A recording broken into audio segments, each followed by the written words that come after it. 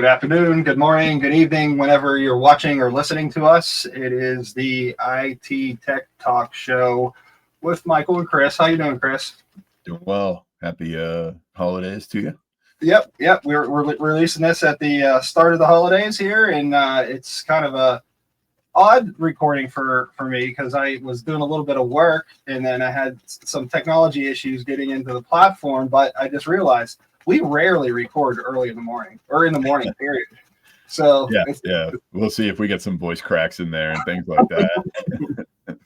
Well, I know we've both been up doing other stuff, but still, it's not like we're just like, oh, just waking up kind of a thing. It's just weird. Yeah, I look out, the lighting's different coming from the windows, and I don't know, it might be a good thing. But yeah, so we're here. We're coming off of a rather extensive hiatus. Just kind of give a little bit of an explanation. There's a logo on the screen that's going to explain some of it. But just to let you know, we've recorded a lot of stuff, and the focus of the drops have been primarily on the audio side, kind of where we all started. But the focus of those drops have been there for what's something related to one of our news stories today. We're going to have a quick little news episode, just try to get you through if you're sitting in traffic, driving around during this, kickoff of the holiday. So that will be a news story. To us, at least it is. Hopefully to you it is too. So, we're ready to kind of kick that off, the news stories here. So, Chris, you came up with a great one. We did a little pregame on to try to make sure it was relevant. I'll put in a show notes, and maybe we'll do a behind the scenes kind of a recording on why we keep saying start of the holidays. But anyways, Chris, anything else you want to or get us going? Yeah, it's good to be back. I think it'll be fun with the rebranding. We can get into that a little bit here too, but I thought it was interesting to talk about just what we're seeing in the way of more government concentration and looking at big tech, right? The concerns about monopoly practices.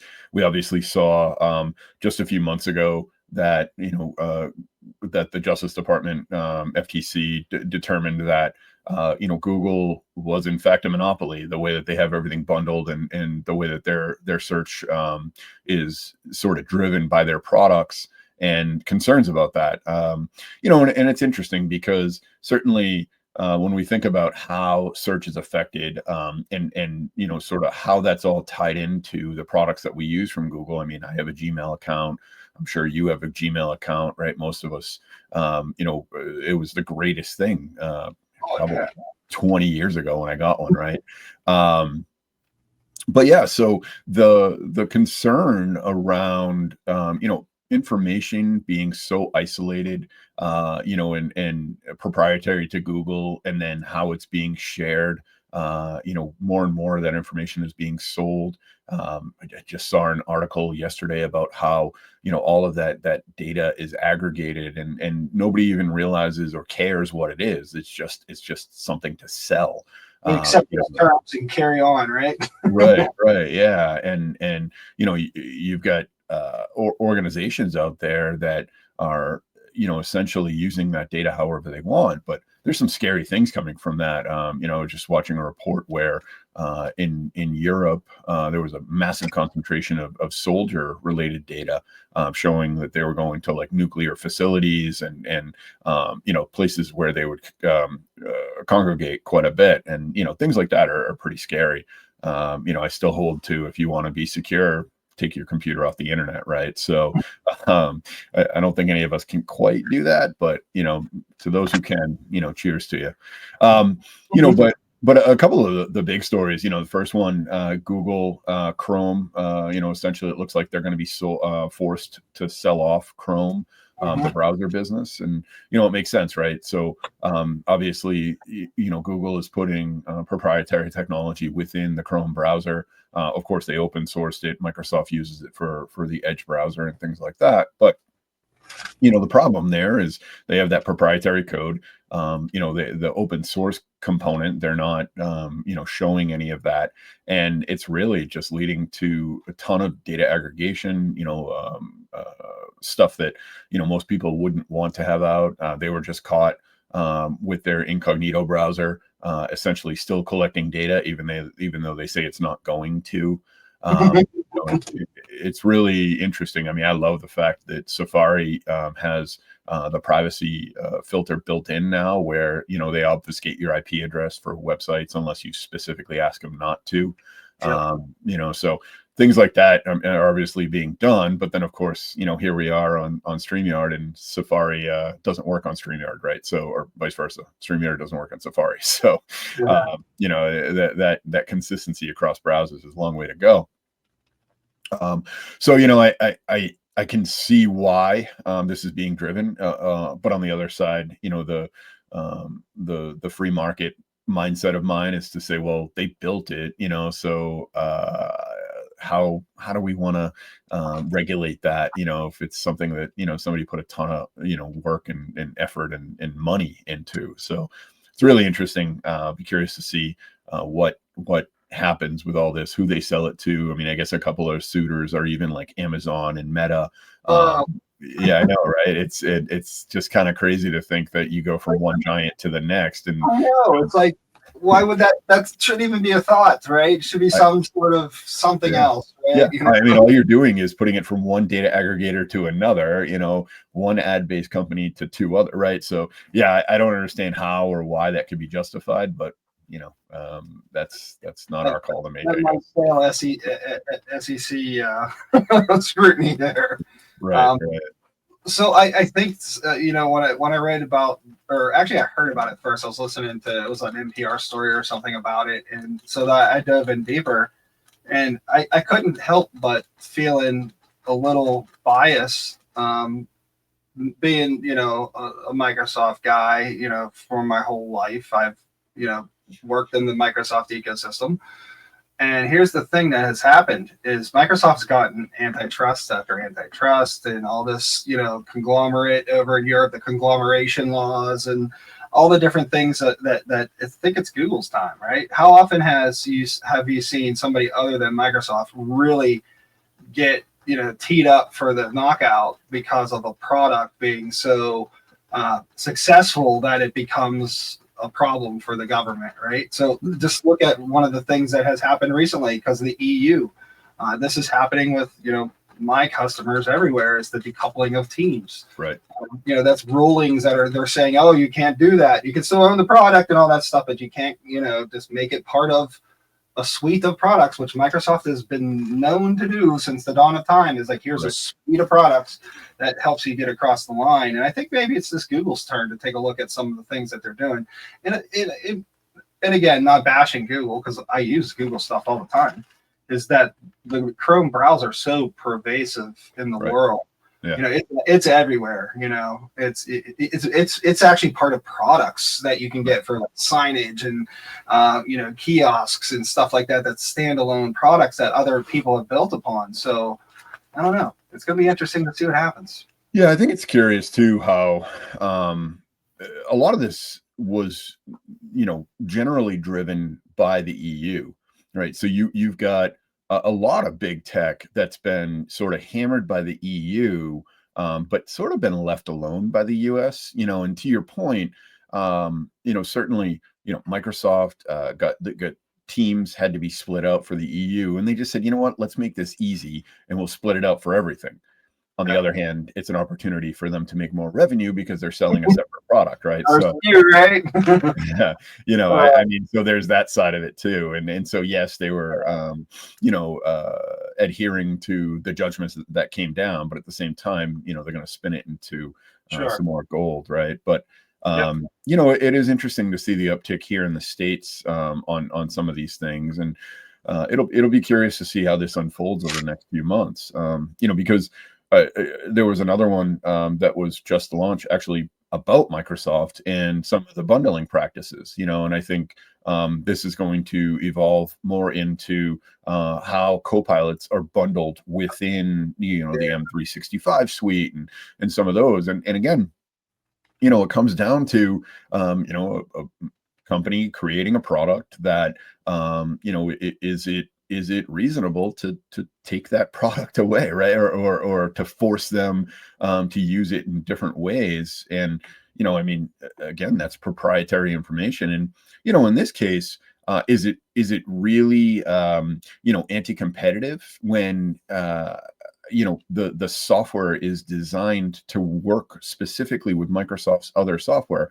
And, oh, by the way, you can point to other data sources to be able to get that information.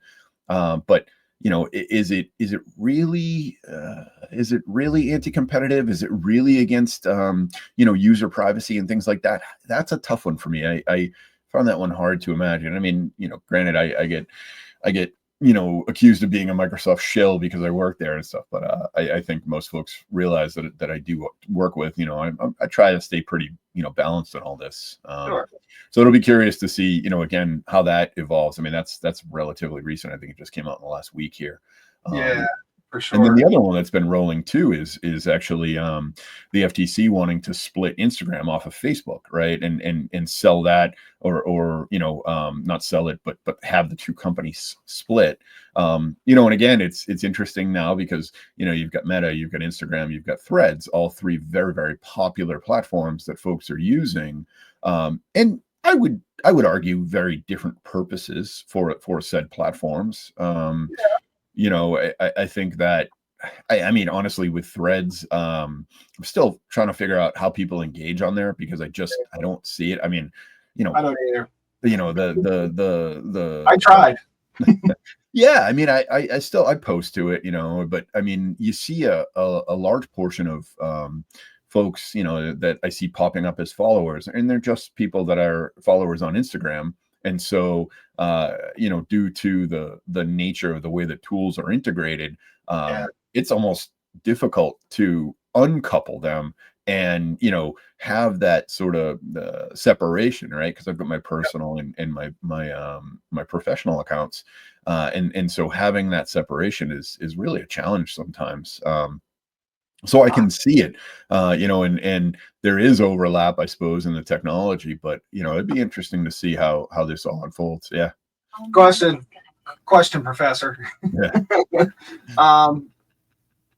More of a statement than a question. I have notification fatigue, to the point where it's creeping into my professional life, right? So I abandoned Threads because I just did not find a use for it. I mean, I know what it's used for. It's supposed to be what it's supposed to be doing, but Sure. there's no traction. There's no groundswell. There's nothing there. It's just, especially in my space and in my circles, there's nothing there. So like, and am I going to put time into a platform to try to find more people to interact with? No, I'm not gonna.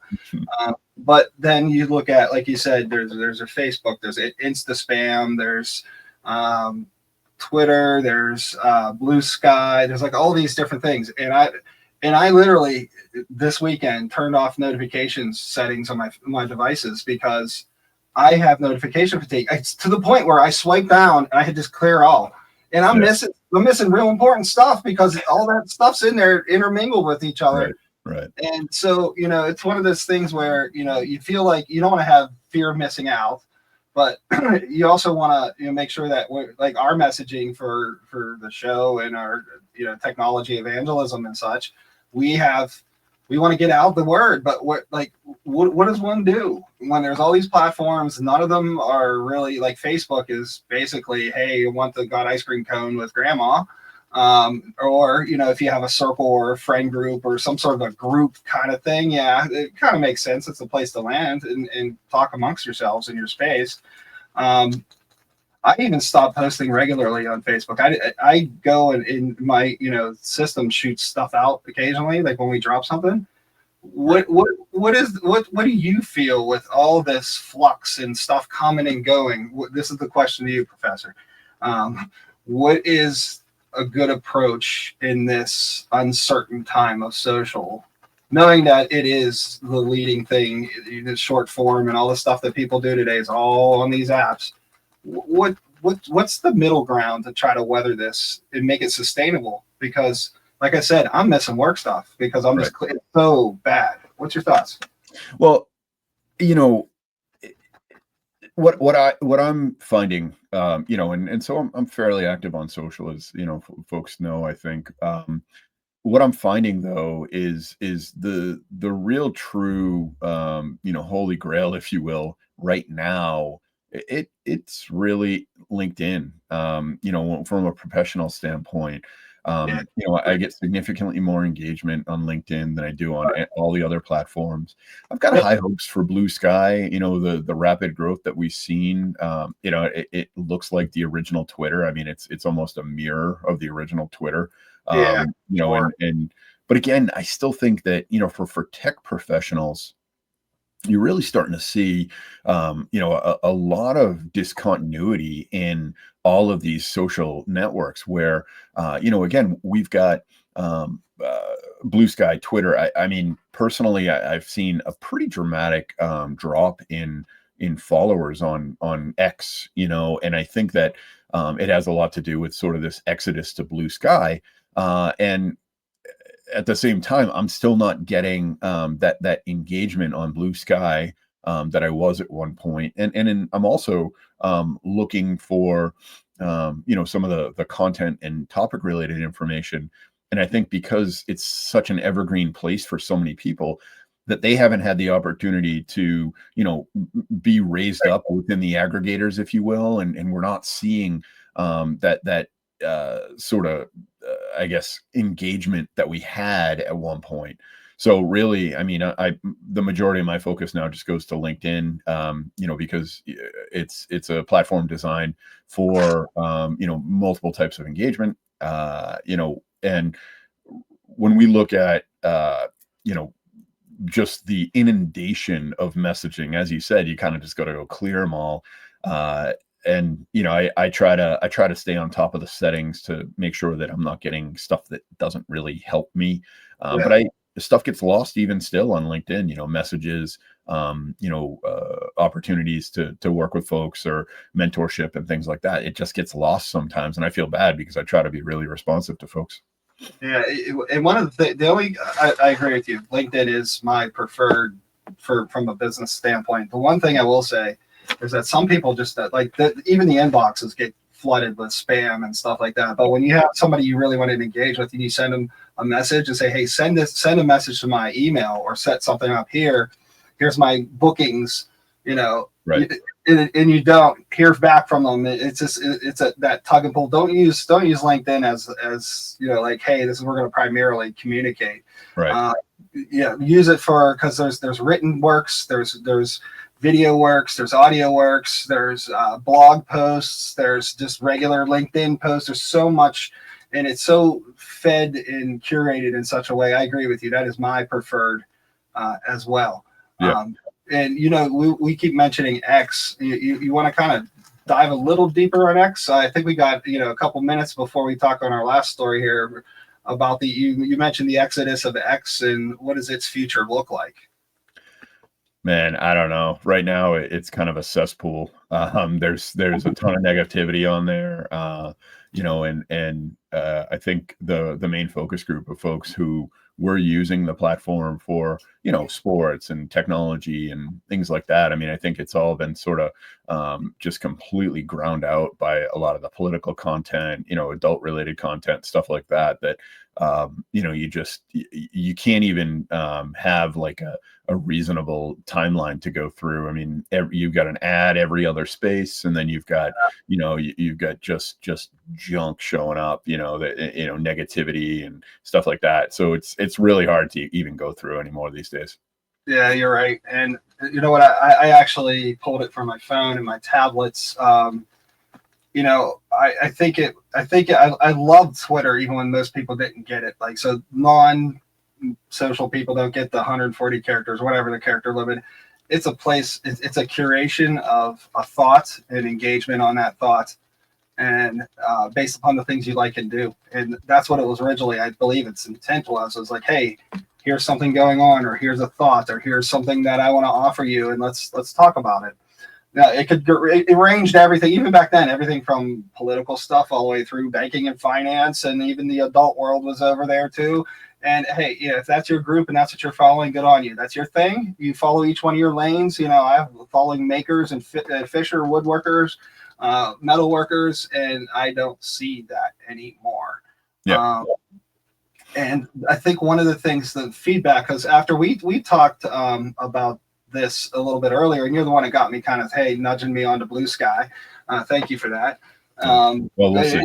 Well, yeah, but it is that old look and feel. It still Right. has that, I love that look and feel. But I was talking to a buddy of mine about it, and he's, he abandoned it for a different reason.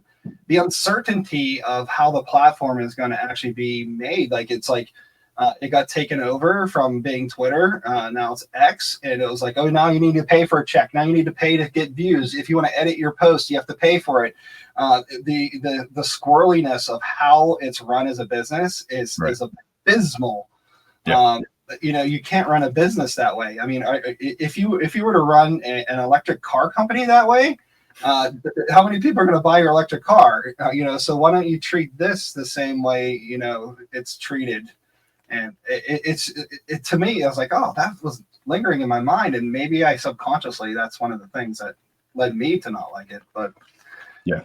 Well, and I think the problem is that the platform is being used in such a way that it almost feels like when the Facebook content generation machine was being scrutinized for the negativity, right? And they sort of changed the way the algorithm works to suppress some of the negativity. I mean, it still doesn't quite satisfy the problem, but I think that X is found to be the opposite now, and it's more highlighting those salacious headlines and ways for people to have that engagement, right? Because the negativity seems to bring in all the crazies, right? Oh yeah. I refer to it recently as a weapon. It's this weaponized technology platform. That's what it is. It's used to throw shots across the bow to make people feel good about themselves and not necessarily solve problems. Right. So, hey, that sounds like a shorts clip to me. I think we need to cut that little section out of you and I. We might be able to get somewhere with that one. Tell the media team. Okay, so there's one final story. We're going to call it a story. It's actually more of an announcement, as Chris alluded to at the top of the show. We kind of have a rebrand, and we want to kind of discuss what that is, why we're doing that, and what to look for on the other side. So we've had not rebrands, but kind of relaunches in the past, and more so to try to get, to try to get our crap together. Because there's times where we roll through and we just do the same old, and when it becomes the same old, your heart's not there. So we flip it on its head and try to make it better for you. We're not doing it for us. Well, yeah, we are a little bit for us, but just a tiny bit. So one of the things we did is the reason why I'm wearing this hat is it used to be the MA-ITPro Tech Talks. MA-ITPro, still a consulting company, still moving forward. Wonderful, good work we do there. Good Microsoft partnership we have over there. Great partnerships with Opcala and some of our other partners we work with. And the reasoning for this decouple is because this is a media platform. We want to be able to decouple the business, which IT Tech Talks is the new brand. So we're decoupling the business so that this show can be more independent. And when you see MA-ITPro, that's because we will actually sponsor some of the contents and things that happen here alongside of other sponsors. So it's a little weird when you own a consulting business and you say, hey, come pay me for stuff. But on the same sense, I'm going to give some of this stuff away online. But, oh, yeah, by the way, we have memberships and different things we're going to talk about here in a minute. It just looks really weird as a consulting company. So it made sense to decouple the two and have them as more independently operated organizations. Not saying that I'm going anywhere, Chris is going anywhere, you're stuck with us, So, well, the government wanted to break up MA-ITPro, right? Oh yeah, there we go. Got the letter. I was trying to launch on a SEC. Said no, you can't go on the NASDAQ because exactly. You're too big of a regional player in the Mid-Atlantic. Exactly. Yeah. So that's kind of the overarching. There's a lot more details to it than that, but Chris and I have been working offline on trying to structure some things, put some things in place, which we're going to talk about, some of them anyways, because it's really exciting. And I'm putting a lot of my effort into this show. Chris puts a gobs of effort into his show and his course contents and being a professor. And we want to just be able to bring you the best. So that's kind of the overarching. Anything you want to throw in there on the overarching, Chris? No, I guess, just for differentiation purposes, right? I think here we have more a conversational discussion back and forth, sort of with the news or a topic and things like that, where I think you sort of have multiple voices. We'll bring in more experts like we have in the past. Those shows are very highly regarded. And then yeah, right. And for my own personal channel, it's going to be more sort of that, here's a concept, here's an overview where I'm just trying to provide some value to folks and helping them understand some of these more challenging concepts. I had a family friend reach out to me and say, wow, I never understood AI until I watched your video, and she's in her 70s. Right. And so, I think that, there's that opportunity to just enlighten some folks on some of these other topics. And it's sort of like that short form, one man show, to put some of that information out there. Yeah, for sure. And there's a website launch going on today. I'm not going to tell you the day. We're going to have, just, I don't want to date this, right? Because this is going to be like, we're going to be spreading this message and this show out over the next week or so, just to try to let people know what's happening. But, there's a new website launch for this. So instead of us pointing back to the MA-ITPro and having it as just kind of a side project subset, this is going to be a more effort put into as being run as its own entity. And obviously we want to be successful and make it go. It's better than just saying, hey, we sold the show to some conglomerate and now you're going to see a bunch of different talking heads and us being miserable following their way. So we have these new things like Chris had mentioned. We're going to have a lot more industry experts. We're going to have a lot more, not just industry experts, but also those in the field. I've reached out to several C, D, and V level people that run really large organizations in the nation here, and they're all interested in coming on to have a conversation around a topic that's passionate to them. And here's one of the things: is not a lot of it is AI. Right. Just to give you a teaser, I know we're in the age of AI, but in the minds of a lot of these C, D, and V level people, there's other technology bits that are getting them interested in some new things that are coming on the heels of AI that AI is helping to develop. So little teaser for you there. One of the other things that we're going to do is, if you remember Mr. Devlin from the previous shows, he's been off air for a while. He's been working a day job. But as his dust settles, we're going to get back to that teams in the last 30. That was pretty well asked for conversation. So things around modern work and teams in the last 30, we're going to try to do some more regular content around that. That's kind of like an everybody show. So if you're a user and or an administrator or planning to do stuff, he can throw some guidance in there. And the other thing that we want to bring up is there's 2 new sections coming. You'll notice once we give you the URL for the new website, there's going to be a member section. There's going to be everything from a free membership tiered up to paid memberships. But even tighter than that is we're going to have course or topic content. So depending on where you sit as a member, or if you want to grab some of this stuff on your own, we will have those details coming. That's coming in towards the end of Q1 of 2025. We'll have all those details kind of sussed out. But this kind of lay the framework here. Like good course content would be like if I want to do an infrastructure content around Active Directory and Azure Active Directory, yeah, we're going to have that content here. We'll have a show about it.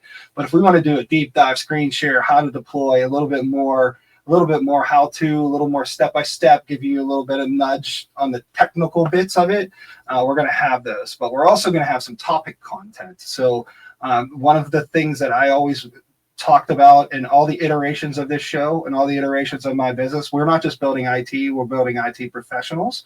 So we're going to have ourselves and others potentially give topic content on, hey, how do you lead an IT team? Or in whatever current situation that's going on with maybe an HR topic around how do you manage this particular topic in IT, and having various, one-off topic contents. That's a whole lot. So anything you want to add to that, Chris? No, I mean, that's an exciting step. And to your point, it's going to take a little while to kind of get some of this stuff together. I'm targeting a couple of sort of data courses for folks where, there'll be a hands-on component as well as a lot of video learning and things like that, around just data topics, right? So, what's it like to be what's it like to jump into the data engineering space, and what's the differentiation between big data engineering and sort of traditional data engineering, and sort of how that all will come together. And I think a lot of it's derived from the content that folks are really appreciative of that's out there already, as well as a lot of feedback to folks where I can't count the number of times I've seen posts from folks saying, I paid X number of dollars for said course, and the way you just explained it was so much better, and it was free on YouTube, right? So, if there's an opportunity there to go deeper and make it worth the time for folks, I'm excited to be able to put that together. Yeah, absolutely. And and again, it's going to be for courses and topic contents for everybody, right? One of the things I get feedback on is, and I mentioned having some VCD level people on. One of the feedbacks I get when I'm talking to them, those individuals, is that like they're not in the trenches. They understand conceptually what all this technology is, but they don't know all the bits and connecting A to Z, all the parts that are in between. And sometimes we explain it just enough that they understand the level of effort and what it takes to get there, and maybe the type of people. Because one of the things, if you ever go back into all our shows, and I suggest you all go back and listen to every one of our shows 10 times, so the views. But one of the things I've always asked Chris is, and I'm sure he picked up on it, is, so what does a business need in that type of role? Or what's the entry, what's the barrier to entry? What is the cost of entry to get it on this particular platform or technology? We have specific shows on how to, overcome that. So look at a playlist or two. But that is the kind of stuff that I like to raise. And I think that's invaluable for that level of people, and it's been validated they like that content. One other thing, Chris doesn't even know this, I'm surprising him on this. I'm going to put a rating on each episode or each show we have on the regular YouTube channel, and that rating we'll have that on the website, and it'll be everything from general audience, everybody can get something from it, to highly technical, to business related, or high-end executive related. We want you here as listeners. We don't want to waste your time, but we also want to make sure that this content's for you. We don't want you to get on it and get tired of us saying, oh yeah, here's a bunch of technical episodes, doesn't apply to you, and you're just not interested in that. So we respect that. Just come back for another one. And so that was suggested by some teams that are helping us. Surprise, Chris. Oh, I thought when you said rating, you were going to filter me out when I curse. Yeah, that's what happened once or twice. So sometimes if it's not in the first 30 seconds or 90 seconds on YouTube, you're all right. Oh, my light just went out. Battery's dead. I guess it was telling me it's time to wrap up.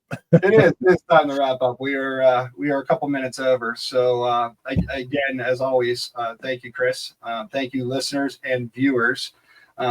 Go check if you want to hear what some of the stuff we're going to be dropping. Go to the podcast. Listen to the podcast. I'll put links down below because we dropped a bunch of stuff out there that's not on the video channel. So check that out. And thank you all.